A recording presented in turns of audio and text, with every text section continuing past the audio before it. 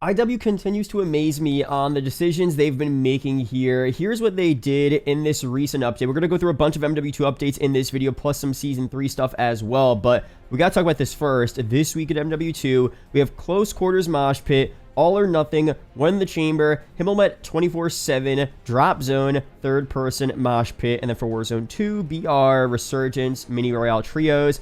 But you could see 10v10, which was just added about a week ago, right?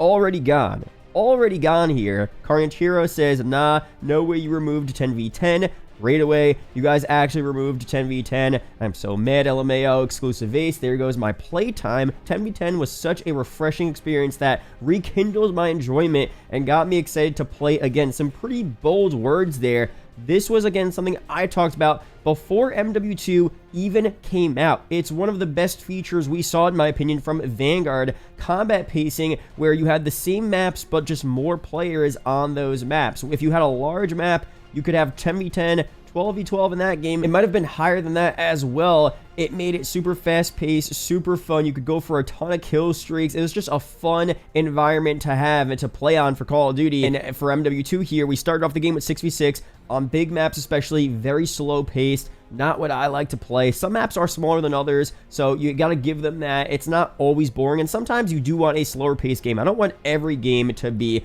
super fast, hectic, dying all the time. You know, we do want some variety, of course, so I'm down for variety, but 10v10 was the obvious addition to MW2, and once they added it, it was a lot of fun. People were playing it like crazy, but of course, it's gone now. So very weird stuff overall. This should be a permanent playlist in the game, and I don't know. I don't really get it. So let me know down below. Did you enjoy 10v10? Is that not your thing? Let me know. By the way, be sure to subscribe for more Cop Update videos like this and follow me on Kick down below for some weekly live streams. Actually, more often, a couple times a week. I'll still be streaming on YouTube for big events and updates, but I do want to stream more often. Play with you guys over on Kick. Links are down below there. Be sure to follow me. Really do appreciate that. But I do have to give IW some props where it's needed. We've updated the Close Quarters playlist with these maps. We have Shipment, Farm 18, Albagra Fortress, Dome, and Shoot House. Apparently, on this playlist, you're almost always getting Farm 18, so that needs to be fixed, but this selection of maps and the overall idea of a Close Quarters playlist is a good one for sure. This should be a permanent type of thing as well. If you want to rotate the maps and switch maps in,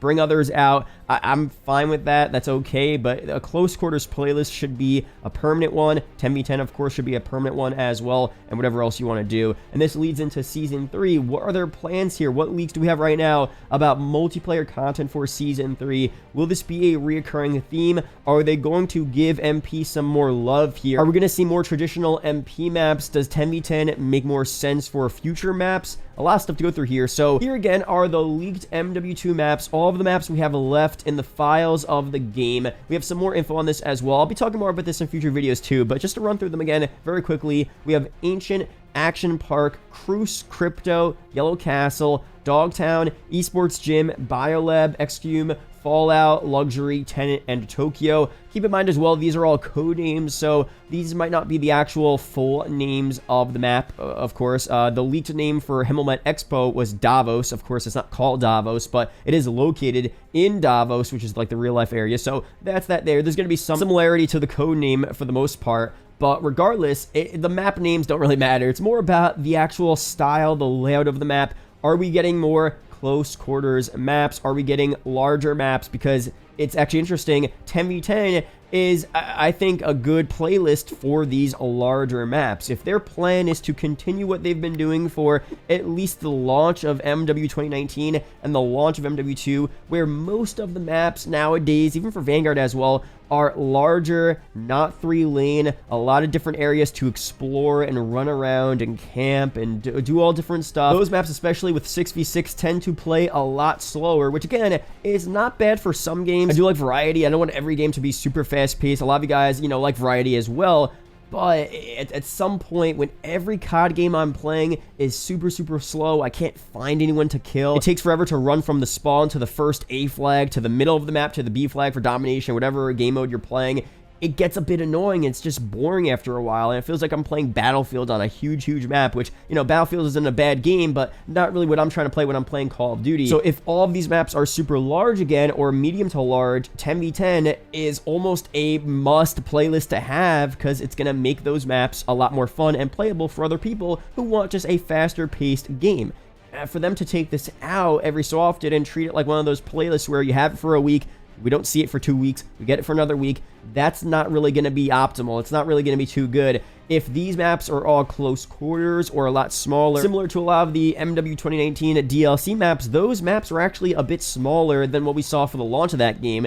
Maybe 10v10 isn't as warranted. It's not as needed, and I wouldn't mind 10v10 coming out every so often. You know what I mean? I get they like to rotate playlists. They want people to play different things. I understand that concept, and if we're getting DLC maps that are generally smaller and not that slow on 6v6, it's not going to matter as much to not have 10v10. I don't mind those rotating playlists, but if all of these maps are large again, like I said, 10v10 is a guarantee must playlist we need to have in the game. It cannot be rotated in and out. It's got to be a permanent playlist, quick play 10v10. It should be right there at the front. So it's going to all depend on what we see for Season 3 and beyond, Season 4 and 5 as well. I'll, of course, be talking more about leaked maps, what we're expecting to see, what types of maps we want to see in this game, how that translates over to the next Call of Duty, the Modern Warfare spin-off for 2023 made by Sledgehammer. Do we get more remakes eventually? Are a lot of these MP DLC maps going to be, you know, ripped from Al Mazrah or, you know, Las Almas, a campaign location? We'll see very soon. And now I want to run through the recent update I didn't cover on the channel back from Tuesday. We have general here stability. This update contains fixes for a number of known crashes. Always good there. Updates, edit animation to the polyatomic camo, which I think is a W overall. Some people were actually saying they like the static one better, which I don't know, man. I think all of the Mastery camos should be super animated, super vibrant. I mean, Black Ops, I know this is not a Treyarch game, but BO3, BO4, they made those camos right. So cool. Even the Cold War Mastercraft camos, very cool. I don't know why we don't get more of those there. If I'm spending money on a camo, I guess you're not spending money on the polyatomic camo, but overall, other camos that you're spending money on for bundles, I want those to pop. I want those to be super sick. So we'll see. Hopefully for next COD, or definitely by Treyarch 2024, we'll get better camos there. We have slightly increased animation speed of the Orion camo. That's pretty good. For bug fixes here, we have fixed an issue that sent players back to the My Bundles tab when closing a bundle preview without making a purchase. Fixed an issue that countered AI combatant headshots for event camo challenges. Fixed an issue that prevented players from unlocking all stocks on the Tempest turret.